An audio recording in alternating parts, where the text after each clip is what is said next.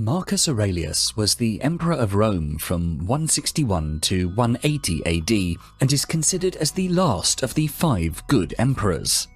Widely referred to as a philanthropic philosopher-king, Marcus throughout his life worked to embody the philosophy of Stoicism. Stoicism helped him to be constantly mindful of his thoughts and actions. The ancient Stoics referred to this practice as proseuche. It means always being vigilant about both what you're thinking and what you do, so that you can be fully cognizant of your choices and actively work to make the most virtuous choice possible. During his rule, Aurelius constructed a series of autobiographical writings now known as the Meditations. In his meditations, he spends a great deal of time emphasizing the value of mindfulness, and which is why in this video we bring you 5 ways we could learn to be more mindful of our thoughts and actions from the wisdom of Marcus Aurelius. Number 1. Keep your focus on the present. Marcus Aurelius says, "Each man only lives in this present instant. All the rest either has been lived or remains in uncertainty." One of the most basic principles of mindfulness is the need to keep your mind on the current moment. When we think about the future, we may feel worried or stressed. When we think about the past, we might feel sad or regret the decisions that we made. It's only by living in the present moment that we can free ourselves from these negative emotions and enjoy a more harmonious mindset. Aurelius takes this a step further.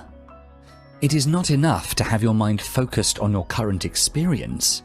You should aim to cultivate an attitude of compassion and dignity in everything you do. It is by being your best self that you set yourself up for success. If you know that you've truly done your best, you'll have no regrets when you look back. Where ancient Stoic mindfulness differs from contemporary mindfulness practices is that while modern mindfulness places a high value on breathing and meditation exercises, the ancients were more concerned with being aware of their value judgments and remembering to keep their focus on where it could be most useful. It's interesting to note that we never worry about the past.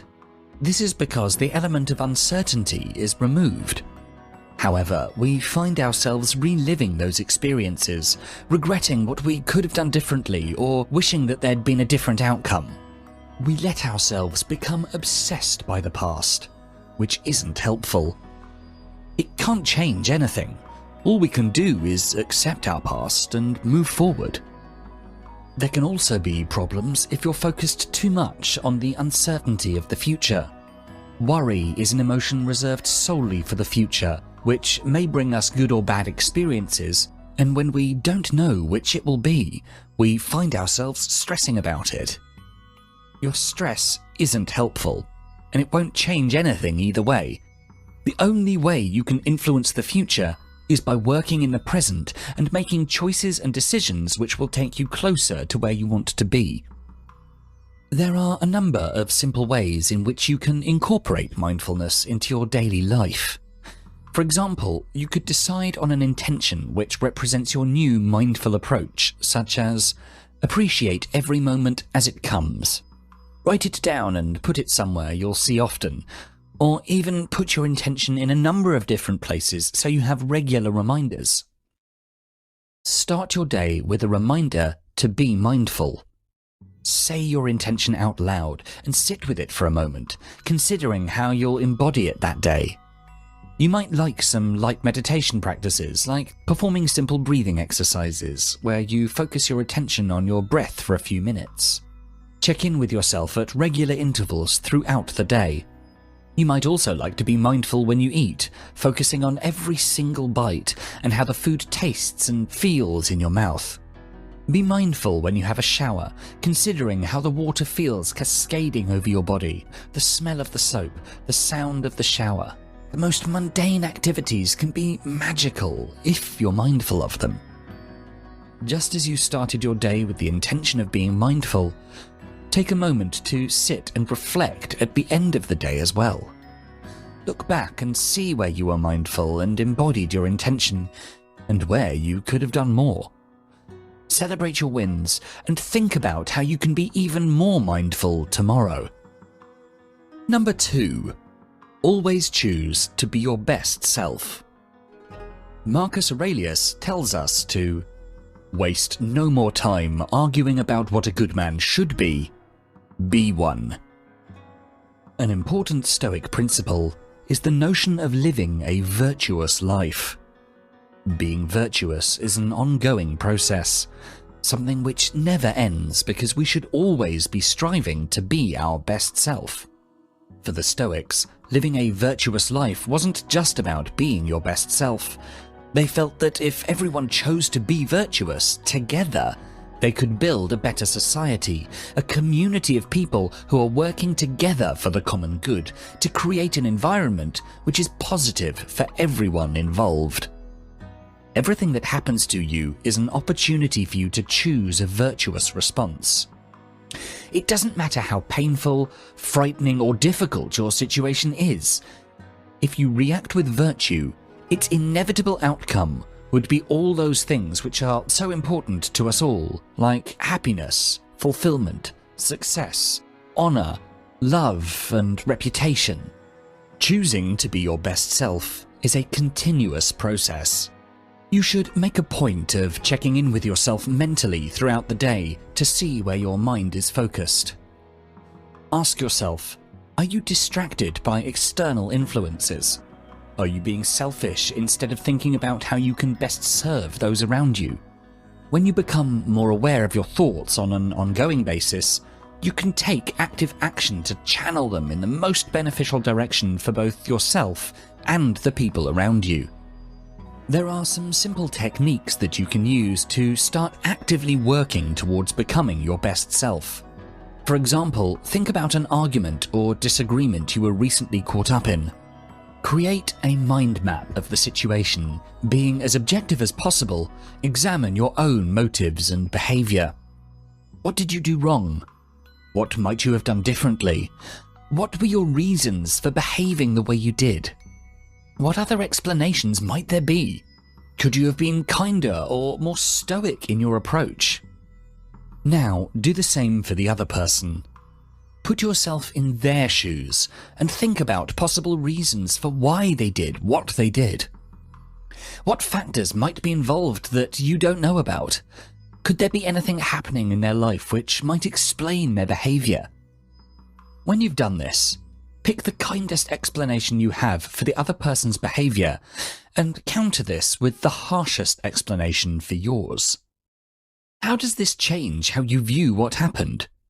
Would you behave differently in future? The more conscious you can be about the way you choose to act and feel, the more mindful you'll be and the more control you can have over being the best possible version of yourself. Another exercise you might like to try is to write out a description of someone you know who you admire. Why do you look up to them? What is it about them that makes them worthy of respect? What character traits of theirs would you like to possess? Now do a description of yourself at your best. Think about the qualities you have, not the qualities you think you ought to have. How is that person different to who you are right now? How would you treat other people if you were that person? How would your life change if you were always your best self? Every day, sit down in the evening and journal about your day. First, write out what happened, and then write out what would have happened if your best self had experienced that same day. Continue to do this until you only have one version of your day to journal, because you were genuinely at your best all the time. Being conscious about your actions and thoughts so that you actively choose to be your best is the very epitome of mindfulness and will improve the quality of your life immeasurably. Number 3. Always do the right thing. To quote Marcus Aurelius, "We ought to do good to others as simply as a horse runs, or a bee makes honey, or a vine bears grapes season after season without thinking of the grapes it has borne." The ancient Stoics turned to nature for inspiration and believed that humans were designed by nature to live in harmony with each other. Aurelius used a lot of natural imagery in his writing to illustrate this point. In this instance, to demonstrate that we should not allow ourselves to become smug, arrogant, or proud of our achievements. Marcus Aurelius ruled Rome during a period of great conflict. After every major military victory, a so-called triumph would be held in Rome, which was a ceremonial procession meant to celebrate victorious generals who would be driven through the city in a horse-drawn chariot. Throughout the triumph, behind the victorious general in the chariot stood a slave, holding a golden crown over his head. One of the most interesting parts of this triumph was that this slave would also whisper to the general, "Remember, you are mortal." A timely reminder that while this moment might be glorious, it could all be gone in an instant. Marcus Aurelius believed that we should all keep a sense of humility no matter how glorious our achievements might be. We are all mortals, living for just a brief moment on this earth. The consciousness of death's reality can help us keep things in an appropriate perspective, can teach us to be more compassionate towards other people, can teach us to be just as well as merciful. We can implement this wisdom in our lives by avoiding being too arrogant and by trying to do the right thing at any given moment. Being righteous in our relationships with everybody around us. To do so, we should look deep inside our hearts, examine any negative pattern by which we sometimes act, then take a step back and learn how to pause before acting on anything. Oftentimes, these negative patterns are born in fear of something, say the fear of being alone, or of poverty, fear of not being enough, and ultimately, the biggest of them all, the fear of death. To the Stoics, such fears were pointless. We cannot control the actions of others or prevent the inevitable cycle of change. Therefore, it's a waste of energy and time to fear that which you cannot control. If you face your fears with courage and accept that not everything will go according to plan, you'll be better placed to cope with things that don't go your way. By overcoming these fears, our spirit will free itself. We would become more open to others, more compassionate, as well as more forgiving to ourselves and others.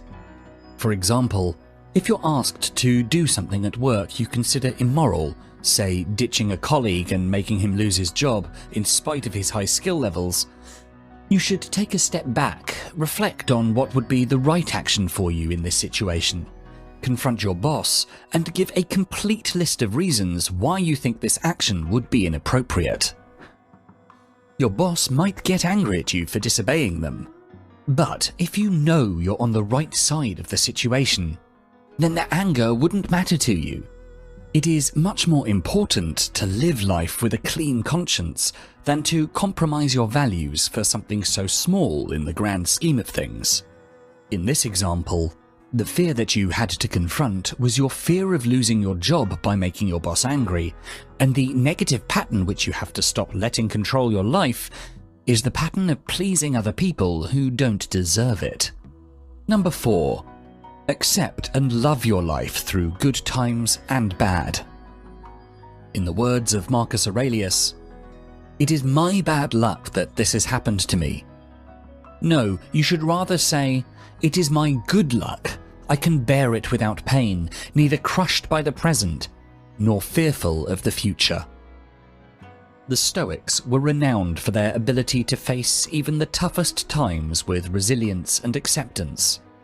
They actively cultivated hardship as a matter of course, so that when the tough times hit, they would be prepared to deal with it. This acceptance of fate can be described as amor fati. Amor fati means that whatever happens to you, if you have the right state of being, you can take that experience and use it to shape you into an even better person, regardless of whether it's positive or negative. As Aurelius put it, "A blazing fire makes flame and brightness out of everything that is thrown into it."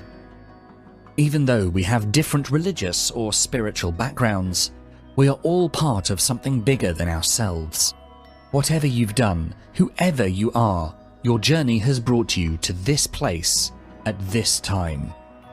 You are exactly where you need to be, so you should appreciate and be thankful for this moment, regardless of whether it's currently positive or negative. When you resent, regret, or resist what you're currently experiencing, you're fighting against your life, which will only bring you more conflict. If you're able to accept and embrace whatever comes your way and start to live in alignment with your life, everything becomes easier. This does not mean that you simply passively accept other people mistreating you or become a victim of your circumstance. It means to be completely present in the knowledge of who you are and how you can be your best self in any given situation. This is key to making the most out of anything life throws at you. When we're mindful, we develop the ability to live our lives unapologetically and cope with whatever comes our way with strength, grace, and resilience. The Stoics believed that one could only consider oneself a truly virtuous person if they had full control over their thoughts, emotions, and actions. If you haven't done something wrong, why are you stressing about it? And if you have, why are you beating yourself up about it instead of actively working to do better now and in the future? Whatever problems you're dealing with right now, they're not going to last forever, and we would do well to put things into perspective.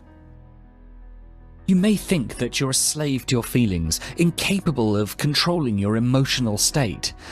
But in fact, it is not external forces that make you feel anything, but your reaction to those forces that generate those feelings. It is entirely up to you to decide how you're going to feel about something. Ask yourself, what can I hear? What can I smell? What can I taste? What can I touch? What can I see? Work through each of your senses, taking a minute or two to fully focus on each and ground yourself in the present. When you switch your attention to nothing but your literal experience at that very second, it becomes easier to change your emotional response, or at least tone down overwhelming feelings. Once you've done this a few times, you'll see for yourself how easy it is to reclaim your power so that you're no longer at the mercy of external forces. And the more you continue to do this, the easier it becomes. Number 5. Change your thoughts to change your life. In our final quote for this video, Marcus Aurelius tells us, "You have power over your mind, not outside events. Realize this, and you will find strength." The Stoics held that their thoughts were the ultimate arbiter of the nature of the reality they experienced. They understood that if they were pessimistic, they would only ever see the negative things in life, even if they were rich and successful. Conversely, if they found a reason to be grateful for every experience, regardless of these experiences being positive or negative, they would be able to find happiness and blessings in the moment. There's been a lot of research into the placebo effect, which has conclusively demonstrated that the way we think has a direct effect on our experience. For example, studies have shown that telling people that they were drinking something laden with caffeine would raise their blood pressure, even if what they were drinking was entirely caffeine-free. The sooner you recognize the power of your thoughts, the sooner you'll be able to wield them and improve your quality of life. The stories we tell ourselves about who we are go a long way to shape our reality. For example, if you tell yourself that you're socially awkward, when you go to an event, you're more likely to keep your distance, hide away, avoid actively talking to people. And what will happen? You won't make new connections, and you'll have proven to yourself that you definitely have problems in social situations. You can start by listing the labels you've given yourself. Maybe you think you're no good with money. Perhaps you think you'll never find love.